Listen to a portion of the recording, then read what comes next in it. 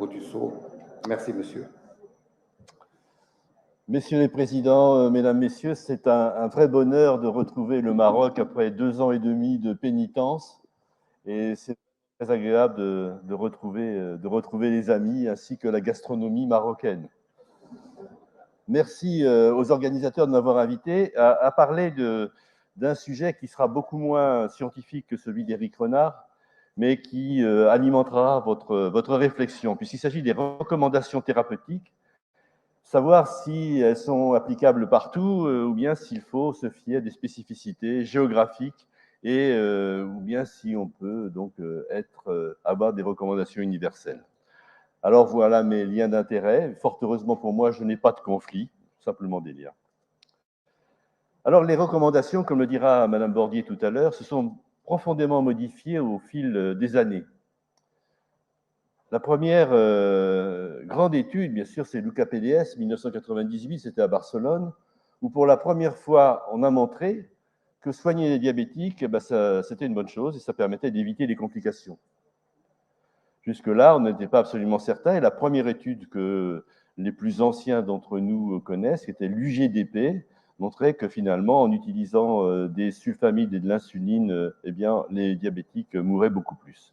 Et puis, 10 ans plus tard, 3 études ont été publiées en 2008, Accor, Advance, VADT, qui ont montré qu'il ne fallait pas aller trop loin, et notamment dans Accor, lorsqu'on surtraitait les patients diabétiques, eh bien, on majorait la mortalité. À la suite d'un article qui a fait beaucoup de bruit, qui est l'article de Nissen sur la rosiglitazone, qui était d'ailleurs relativement faux, eh bien, cet article montrait que les patients traités par rosiglitazone avaient une augmentation de leur risque cardiovasculaire. L'ADA et l'EMA ont imposé aux firmes pharmaceutiques d'effectuer des études de sécurité cardiovasculaire pour toutes les nouvelles molécules. Et là-dessus, eh bien, on s'est rendu compte que finalement, non seulement certaines classes médicamenteuses n'étaient plus que neutres sur le plan cardiovasculaire, c'était le cas notamment des DPP4 qui étaient tout à fait neutres, eh bien, certaines classes étaient beaucoup plus efficaces et permettaient une protection cardiaque et rénale, c'est le cas des analogues des récepteurs du GLP1 et des inhibiteurs des SGLT2. Alors, cela aboutit à la rédaction et à la publication toute récente, vous voyez ici, d'une recommandation de l'ADA et de l'EASD.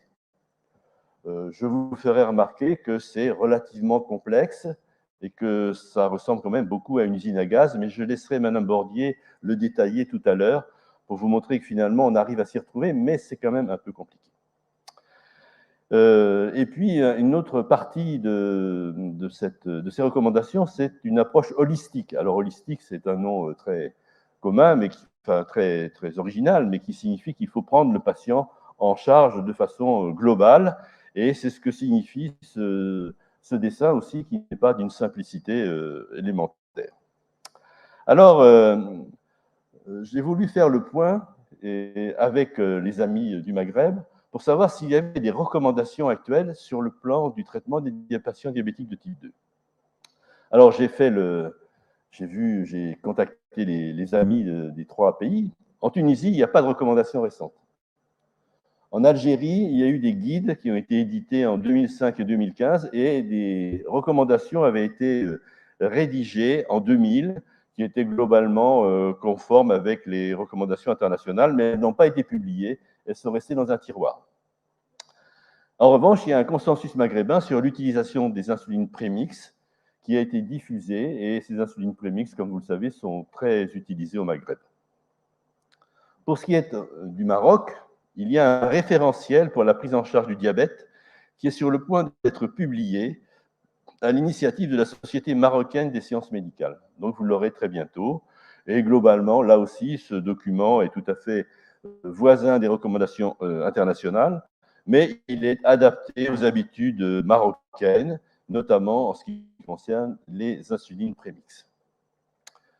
Alors, actuellement, quelles sont les recommandations? Bien, les plus récentes et les plus recommandées, je dirais les plus recommandables, sont celles de l'ADA et de l'EASD et celles de la SFD qui ont été publiées au mois de décembre 2021.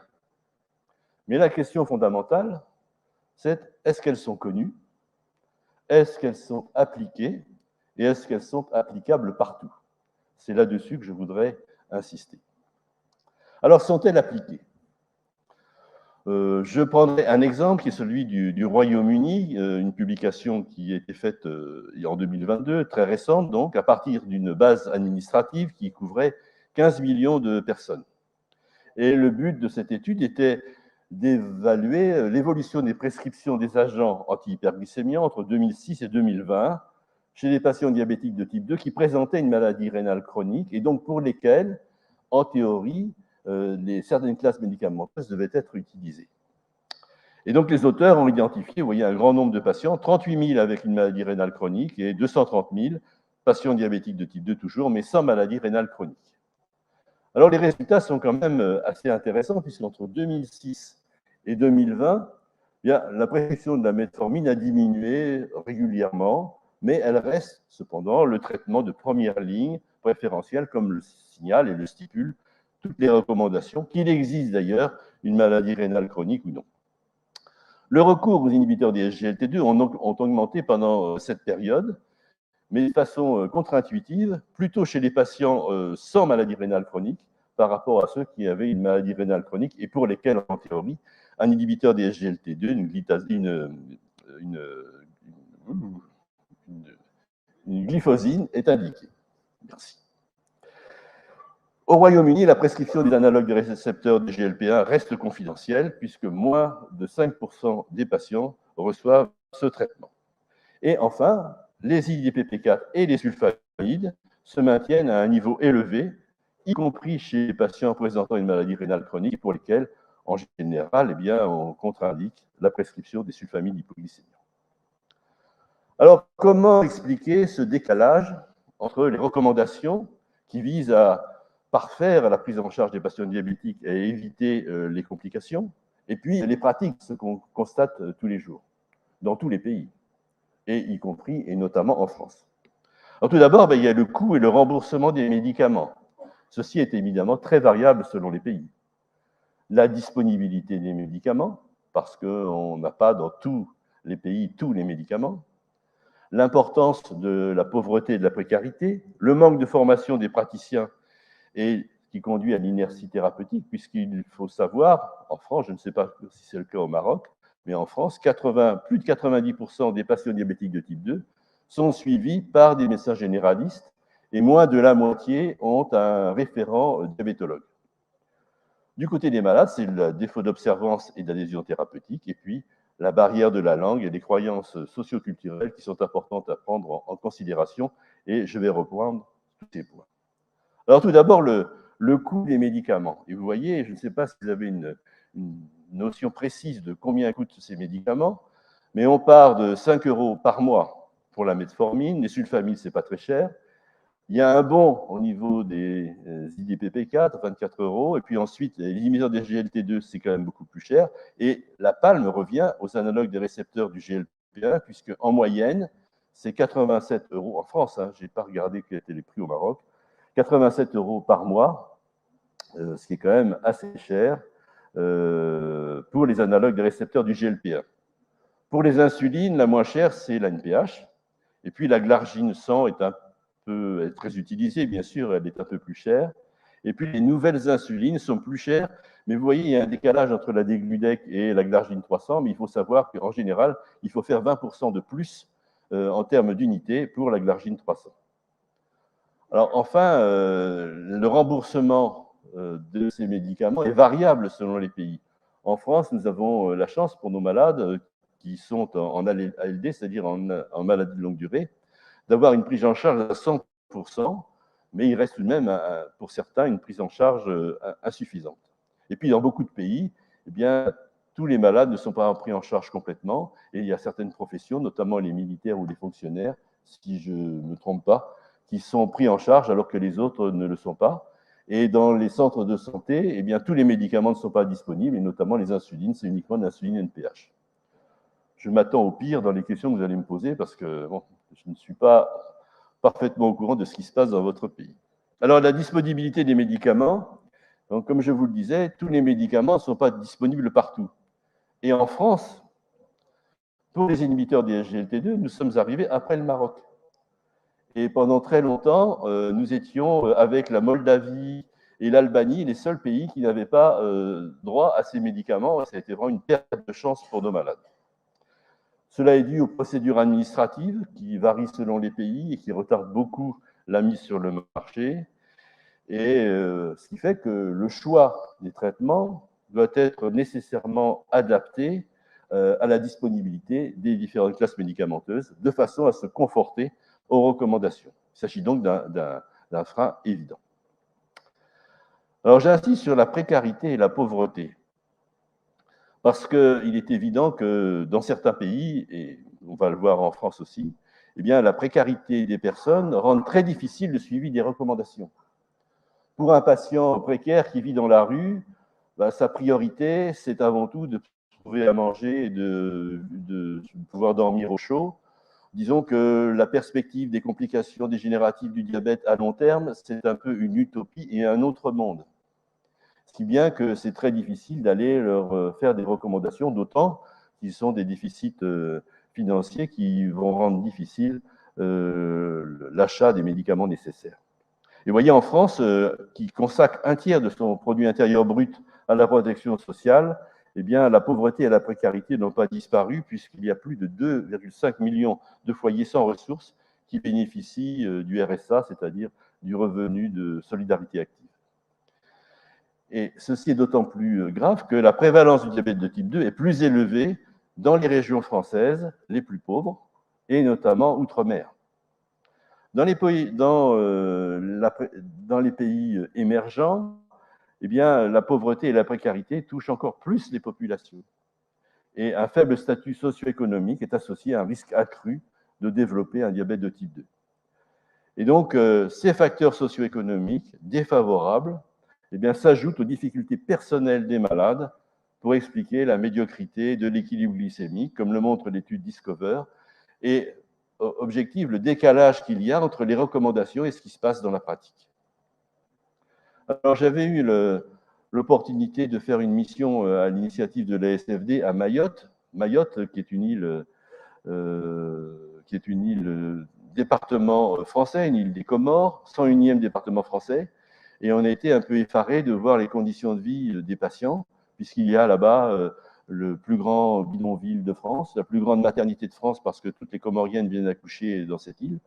Et voilà ici les conditions de vie d'un jeune diabétique de type 1, avec ici le coin... oh, pardon.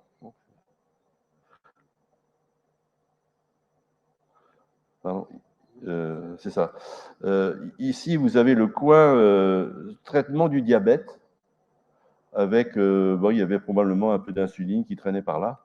Et donc, on se rend compte que entre ces conditions de vie et la recommandation qu'on peut voir dans l'ADA-EASD, il y a un fossé qui me paraît tout à fait insurmontable.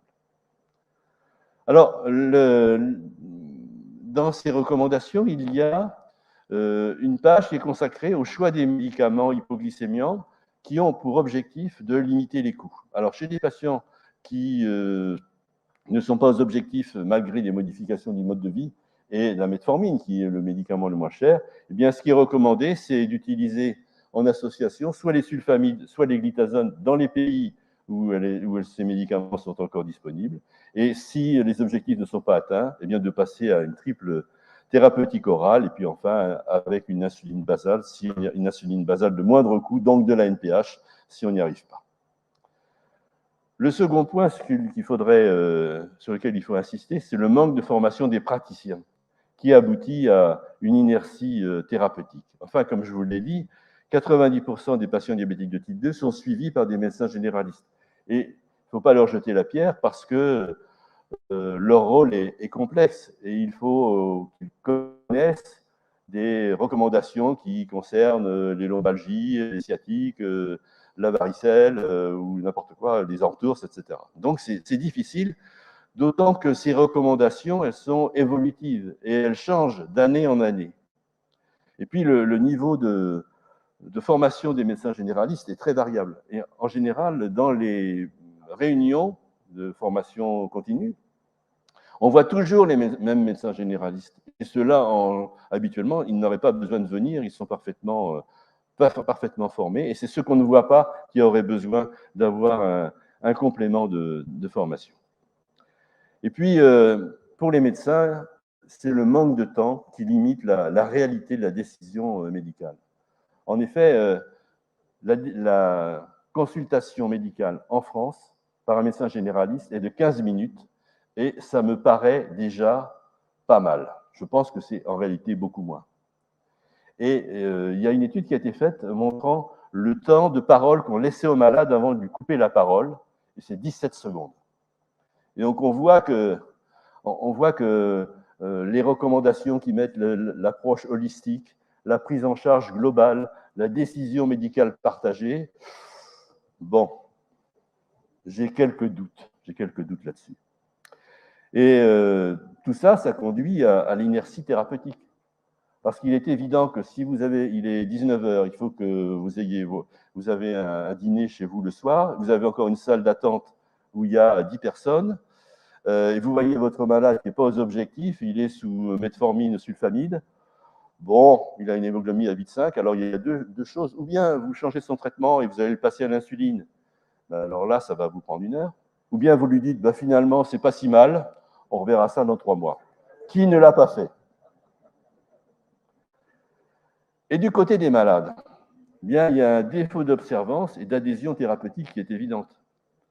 Toutes les études montrent que dans les affections qui ne comportent pas de symptômes, qui sont des maladies de protection, qui visent à protéger le malade des complications cardiovasculaires, donc la prise en charge de l'hypercholestérémie, de la pression artérielle, de la glycémie, en moyenne, 50% des patients ont arrêté leur traitement au bout de 6 mois.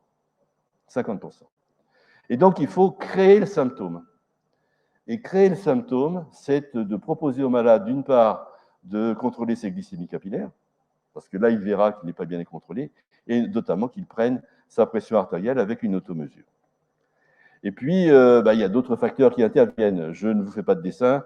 La crainte de l'insuline des patients. Si vous lui dites on va passer à l'insuline, il va vous répondre mais alors je suis bientôt mort. Il faut beaucoup de patience et de persuasion. Et puis, encore une fois, chez les patients précaires, l'immédiateté dans la gestion de la survie est prioritaire.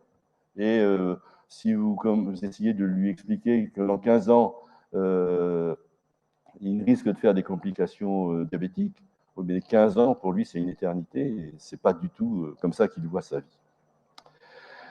Voilà. Alors, il y a aussi la barrière de la langue et les croyances socioculturelles, et c'est surtout le cas en France, parce que je parle que de ce que je connais, c'est le problème des migrants. Des gens qui sont diabétiques, qui arrivent en France, qui ne parlent pas le français, et pour lesquels il y a une prise en charge qui est très difficile, et avec des obstacles administratifs qui sont très difficilement surmontables.